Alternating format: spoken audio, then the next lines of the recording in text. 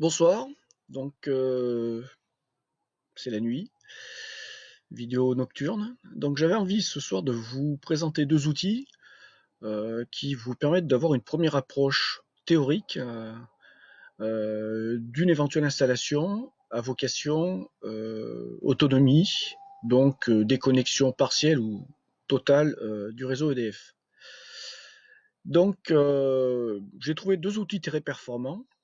Les deux n'ont pas la même vocation. Celui que vous voyez à l'écran tout de suite, là, qui est donc un outil fourni par l'Union européenne, est un outil qui permet de faire des simulations dans plein de cas de figure, et également donc sur de la réinjection réseau. Mais pour ce qui nous intéresse, puisque bon moi, mon dada c'est l'autonomie, ou la tendance vers l'autonomie, donc le fonctionnement réseau. Donc cet outil, je vais vous montrer comment vous en servir. Alors sachant que c'est une simulation et qu'en fait ça va dépendre de la pertinence des données qu'on va lui mettre dans le ventre. Donc la première chose à faire, ça va être déjà de définir le lieu. Alors bon, on va faire une simulation, hein, voilà. Donc on va se dire qu'on se trouve dans cet endroit-là, sur Clermont-Ferrand. C'est à peu près ma localisation. Ensuite, ici, c'est une base de données de rayonnement solaire, comme c'est dit. Alors si vous voulez avoir plus d'infos, vous voyez que quand vous avez cliqué dessus, hop, vous avez en pop-up plus d'informations. Donc là, il y a diverses simulations possibles. Moi, je reste sur celle-ci. De toute façon, j'ai essayé les autres. Il y en a une qui fonctionne pas. Et ça donne des résultats qui sont dans les mêmes ordres de grandeur, avec des petites nuances. Donc ensuite, il vous demande de sélectionner la puissance crête installée. Donc là, il s'agit de watts. Hein. Faire attention parce que si vous passez en coupleur en réseau, donc ici, il vous parle de kilowatts. Voilà, donc là avec réinjection, mais en hors réseau, je ne sais pas pourquoi ils font cette chose. Là, on parle de watts. Donc, par exemple, on va prendre le cas de mon installation. J'ai 3000 watts crête théorique, hein, c'est-à-dire c'est vraiment les données constructeurs. Ensuite, on va vraiment prendre mon pack de batterie. Donc j'ai 5 kilowatts, donc ce qui fait 5000 watts. Limite de décharge. Alors là, c'est là où il a fallu que je calcule un petit moment, que je comprenne, hein, parce que la nuance charge-décharge. Donc moi j'étalonne, en fait je règle pour tirer le moins possible sur les batteries, parce qu'en fait il s'agit d'avoir une puissance d'appoint dans la journée, pour l'instant, étant donné que j'ai un faible parc de batterie, et ensuite, en cas de panne, de pouvoir tourner la nuit, passer une nuit, si nécessaire, sans courant à la maison. Donc, limite de décharge 80%. Consommation par jour. Alors ça, en fait, c'est le point le plus merdique à faire pour moi, étant donné qu'en fait, il faut que je sois en mesure de donner des consommations électriques avant que j'ai ces fameux panneaux solaires. Alors, ce que j'ai fait en fait pour savoir quelle était ma consommation électrique mensuelle, pour ne pas me planter, je me suis référé au mois de décembre de cette année, au mois de l'année dernière et le mois de janvier de cette année, où en fait mes panneaux solaires n'ont absolument pas tourné, si c'était une journée, puisqu'en fait on a eu une météo exécrable, ce qui faisait qu'en fait je tournais tout le temps sur le 220 volts EDF, donc j'ai pu relever ma consommation, et je sais qu'en gros je tourne à 14 kWh par jour de moyenne, euh, par jour. Donc en fait, en multipliant, on va dire que c'est ma consommation de base. Alors sachant qu'il y a effectivement des variations entre l'été et l'hiver, mais ensuite ces 14 kWh, je les ai multipliés par 365, ce qui m'a donné quasiment 5000 kWh à l'année, ce qui est en fait, on retombe sur les pile poil sur la consommation que j'avais depuis en gros 12 mois en glissant avec les dernières évolutions. Enfin, la 5000, c'est ce que je tire maintenant sur EDF. Donc, voilà, on va partir d'une simulation dans laquelle il faudrait que je fournisse la totalité de cette consommation. Donc, on va dire qu'on va écrire 14 000 Wh, donc c'est-à-dire 14 kWh. Ensuite, l'inclinaison. Donc là, ça va être la pente de votre toit ou de votre appentis ou de vos supports. Donc, on va partir sur une moyenne de 30 degrés.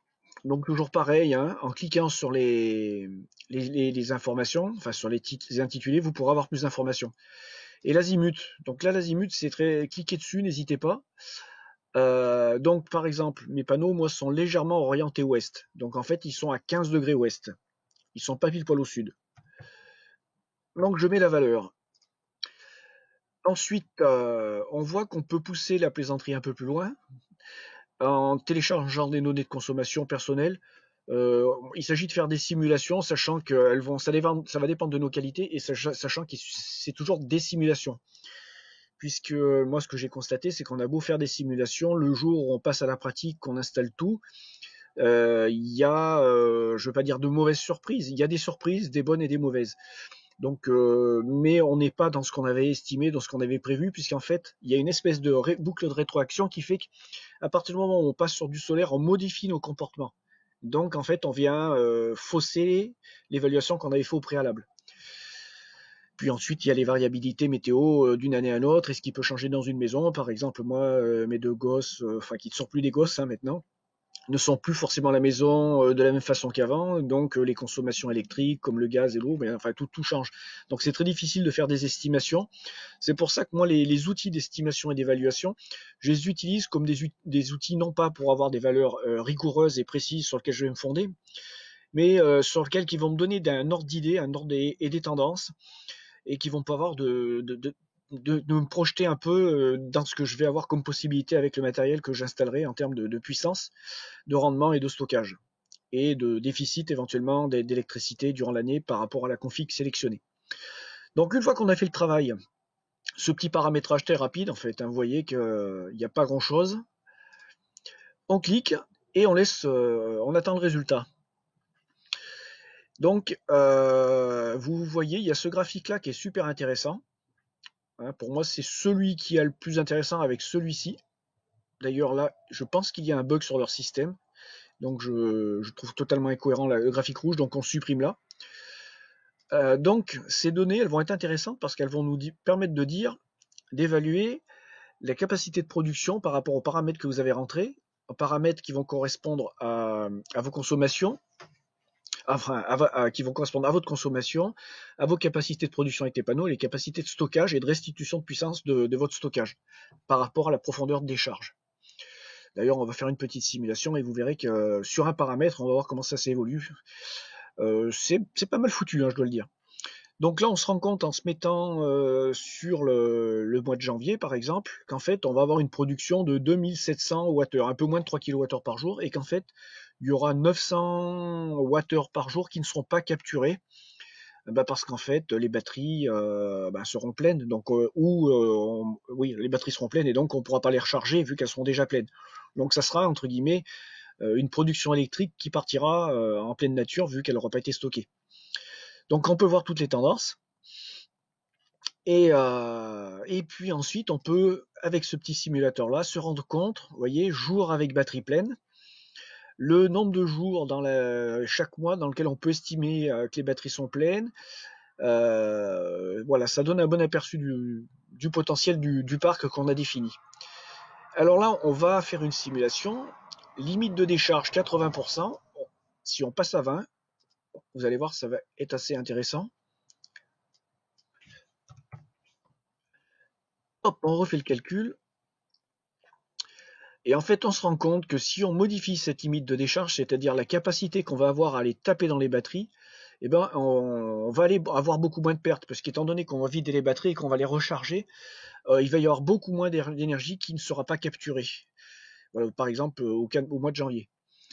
Donc, d'où l'intérêt, notamment, sur un parc de batteries, d'avoir effectivement des batteries lithium qui vont avoir des profondeurs de décharge de 80%, et en comparaison avec des batteries gel comme les miennes qui, si on veut conserver leur longévité assez longtemps, il ne va pas falloir leur taper dedans et vraiment les utiliser en appoint ou en cas d'accident, coupure EDF, l'hiver, une panne réseau, suite à une tempête de neige, les utiliser en appoint.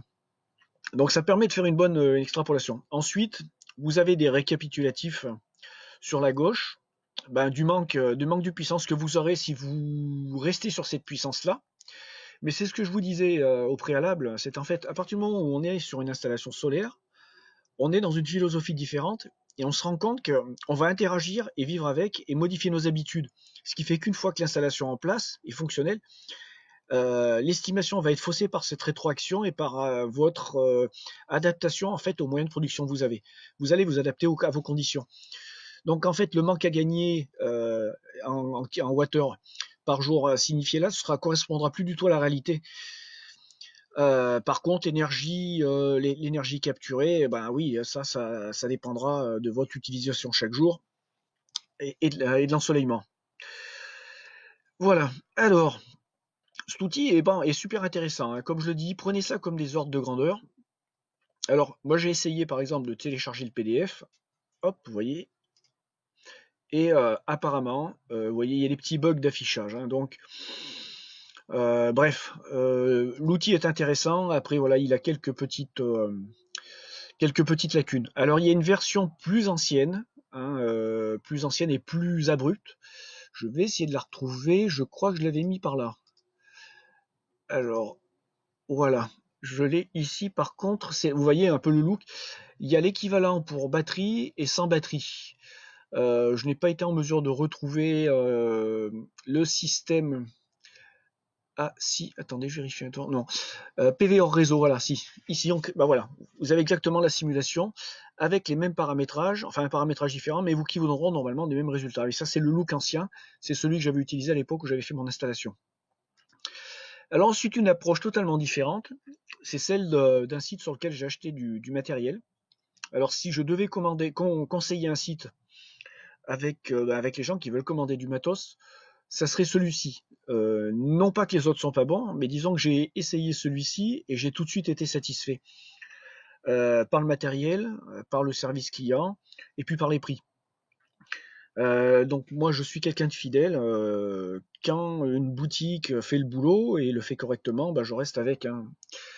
Après, il peut m'arriver par contre, parce qu'on est dans des dispositifs avec des coûts très importants, d'essayer de trouver des meilleurs prix sur du déstockage, étant donné que maintenant j'ai beaucoup plus d'expérience qu'au début quand je me suis lancé.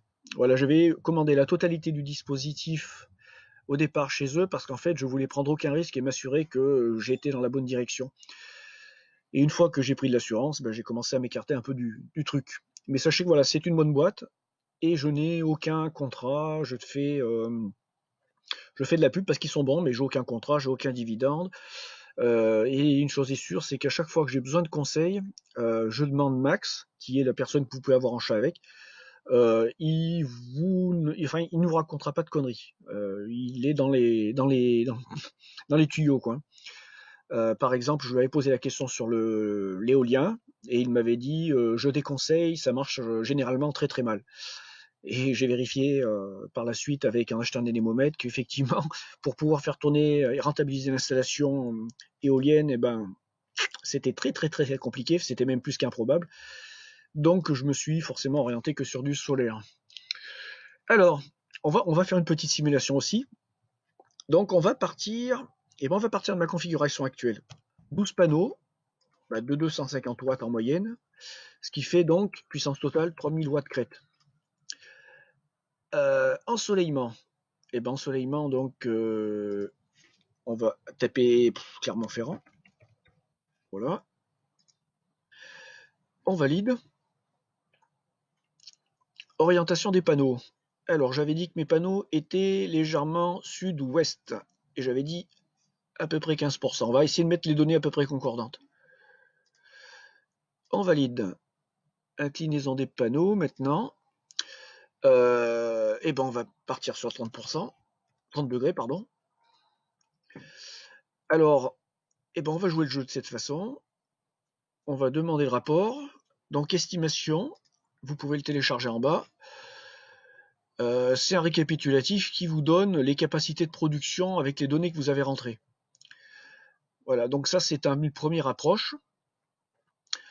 Donc c'est des données intéressantes qui vous donneront un ordre d'idée. Alors c'est assez marrant parce qu'en fait, vous regardez tout à l'heure, je vous avais dit que j'étais sur une consommation annuelle de 14 kWh par jour en consommation de base, hors excès dû à la variabilité de la saison durant l'été par exemple, où là je vais avoir beaucoup d'appareils en électricité qui vont tourner, étant donné que mes panneaux vont débiter plein pot, je les rentabilise entre guillemets.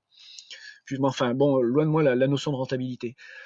Je suis là pour en fait me détacher, me déconnecter le plus possible du réseau électrique. C'est mon objectif, quoi. Voilà. Alors, on revient donc sur cette page.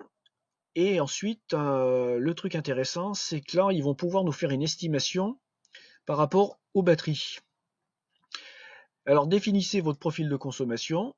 Bon, moi, connaissant ma consommation, bon, qui est entre les deux, entre 4005 et 5000, je sélectionne celle-ci. Donc, ils vous sortent deux fourchettes mini et maxi sur les capacités de production.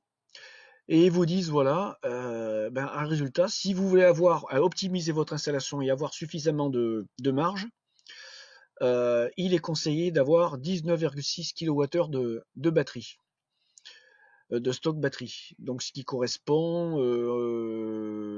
à 8 batteries lithium type 48 volts, de je ne sais plus laquelle marque, mais enfin un modèle qu'ils ont en stock. Ensuite, on peut toujours améliorer le dispositif par rapport à la réalité, être plus précis.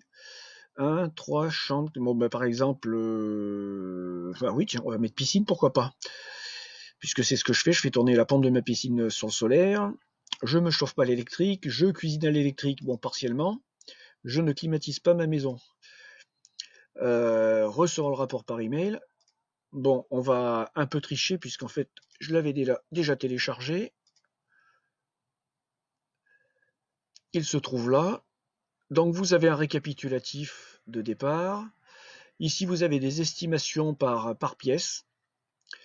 Et puis ensuite, d'autres récapitulatifs avec les capacités de batterie qui correspondent. Voilà. Donc moi, je tenais à vous faire partager ces deux liens. Parce qu'en fait, donc je vais vous les mettre en lien de vidéo, vous pourrez les retrouver plus bas. Parce qu'en fait, ça va vous permettre déjà de mettre un pied à l'étrier avant d'attaquer quoi que ce soit. Ça va vous permettre de vous familiariser avec quelques notions de grandeur électrique, de consommation, de disposition de vos panneaux solaires. Et puis comme ça, vous avez une petite idée, une bonne base pour pouvoir avancer sur votre projet sans partir de quelque chose de totalement abstrait ou sans partir sur des estimations qui auront été faites par exemple par des entreprises qui vont venir vous démarcher ou vous aurez démarché pour avoir des informations et une approche pour un projet d'installation photovoltaïque. Voilà, donc deux outils qui sont bien complémentaires, ils me plaisent bien, je les garde dans mes favoris systématiquement et ça me sert pour faire des estimations lorsqu'on me pose des questions notamment. Voilà, j'ai écouté, j'espère que j'ai pas été trop flou. Hein. Avant tout, c'était une approche rapide. J'espère que ça vous aura apporté quelques informations et puis que vous allez pouvoir gratter là-dessus. Si vous avez des questions, vous me les posez en commentaire, j'essaierai d'y répondre. Sachant que, comme je vous l'ai dit, dans la version donc fournie par l'Union européenne, il y a des choses que je ne comprends pas forcément. Les terminologies sont pas forcément toujours très claires. Il a fallu que je fasse des essais avec la notion de limite de décharge, parce qu'il peut y avoir confusion avec charge et décharge. Enfin voilà. Sur ce, je vous souhaite une très bonne soirée, vu qu'il est tard le soir. Et je vais mettre cette vidéo en ligne si je vois qu'elle fait le boulot. Allez, à bientôt.